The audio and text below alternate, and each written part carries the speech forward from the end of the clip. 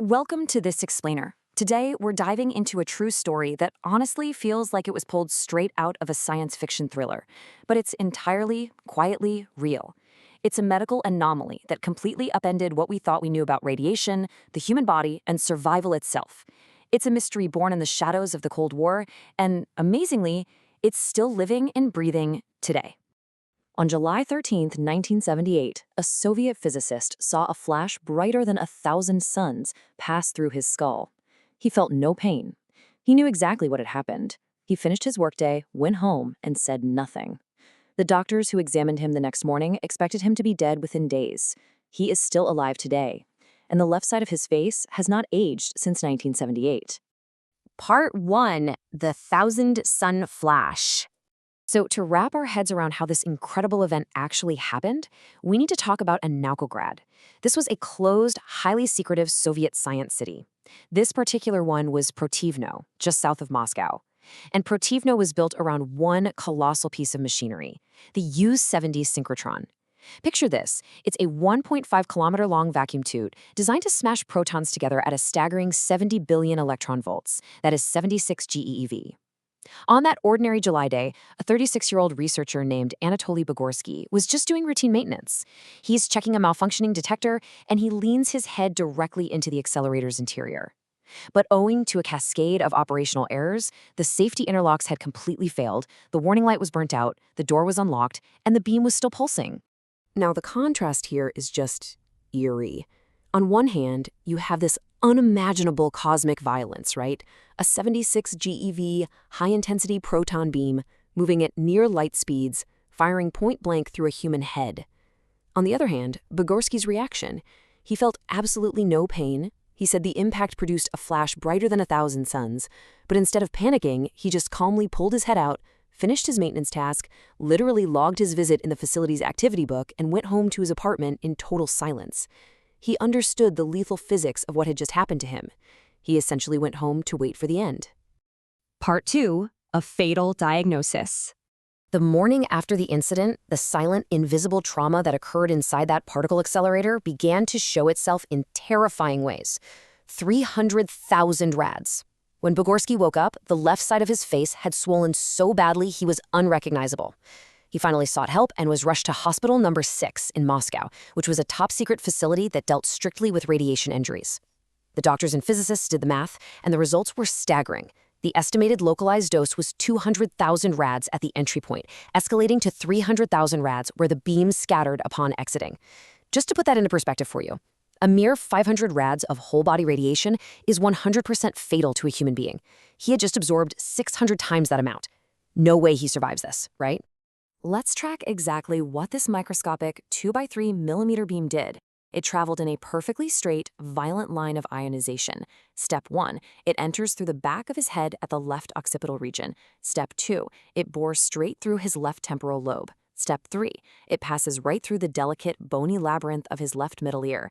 And finally, step 4, it exits just beside his left nostril. It was quite literally a microscopic corridor of absolute cellular destruction.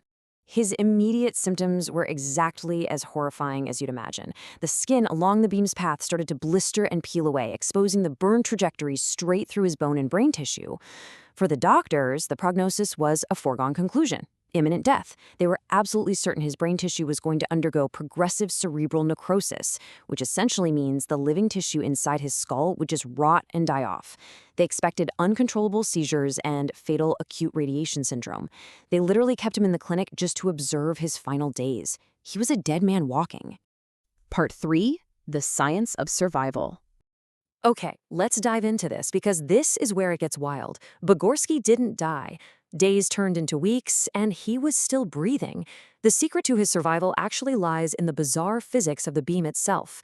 You see, when we think of fatal radiation, like what happened at Chernobyl, we're usually thinking of diffuse radiation, that's systemic exposure, like gamma or neutron radiation, that bathes your entire body, destroys your bone marrow, and causes multi-organ failure. But Bugorski was hit by proton beam radiation. This was a pencil-thin, hyper-localized strike. And because it was so unimaginably narrow, it completely missed his bone marrow, his digestive tract, and his major blood vessels. It never triggered systemic acute radiation syndrome.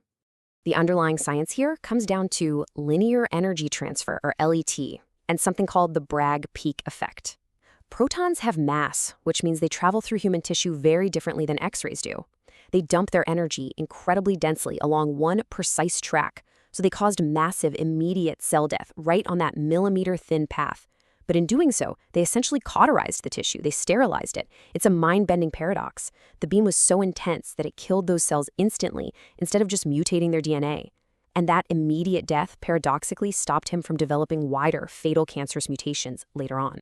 But seriously, how does a human mind survive getting a hole burned straight through it? Well, we have to look at the absolute biological miracle of neuroplasticity. First off, sheer luck. That millimeter-thin beam managed to narrowly miss his highly eloquent cortical areas, the crucial centers for core cognition, language, and motor control. Second, his brain reacted to the dead tissue by isolating it through a process called gliosis. Basically, it walled off the damage with scar tissue.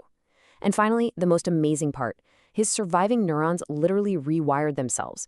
They rerouted their synaptic signals right around that microscopic scar to keep him functioning. Part 4. Secrecy and stagnant time. He survived the blast, yes, but Bugorski's life would never be the same.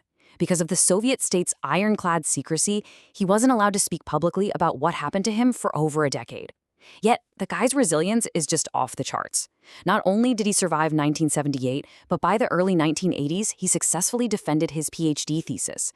And you won't believe this, he continued working as a particle physicist, eventually coordinating experiments on the exact same U-70 synchrotron that shot him. Ironically, after the Soviet Union collapsed, he actually had to fight to get disability benefits for his very real injuries. Today, well into his 80s, he is still alive, living out his retirement in that same science city of Protvino. But we do need to be clear here. Surviving came with a heavy, permanent price. That scarred tissue in his temporal bone and brain left him with lifelong physical tolls. The beam completely destroyed the auditory structures in his left ear. He is totally deaf on that side, left with nothing but a constant ringing tinnitus. He also battles profound mental fatigue. And most severely, that scar tissue in his brain eventually became a focal point for epilepsy, causing him to suffer from complex, partial, and tonic-clonic seizures. Then there is the most visually striking legacy of his survival. When that proton beam punched through his skull, it burned straight through his facial nerves. Because of this, the entire left side of Bugorski's face became permanently paralyzed. And because those facial muscles can no longer contract and form wrinkles, the left side of his face has remained perfectly smooth. It is literally frozen in 1978. Meanwhile, the right side of his face has aged naturally into his 80s. It's this eerie, deeply human visual irony. He's a man half frozen in the exact fraction of a second his accident happened. Part 5. Limits of Human Knowledge. So as we wrap up this explainer, we really need to zoom out and look at what this all means. Bugorski's anomaly completely reshaped our knowledge across multiple fields. For one, it proved the astonishing redundancy and resilience of the human neural architecture, showing us firsthand how the brain can isolate trauma and physically rewire itself to survive. Two, it gave us unprecedented living proof of the stark biological differences between particulate proton radiation and diffuse electromagnetic radiation. And finally, on a very practical level, his accident screamed for the absolute necessity of redundant, fail-safe interlocks in high-energy physics. We learned that human error can never, ever be allowed to result in a live beam exposure again. Think about it. Anatoli Bugorski absorbed 600 times the lethal dose of radiation, quietly finished his shift, and went on to live a full life. He is a walking, breathing paradox. So I want to leave you with this final thought.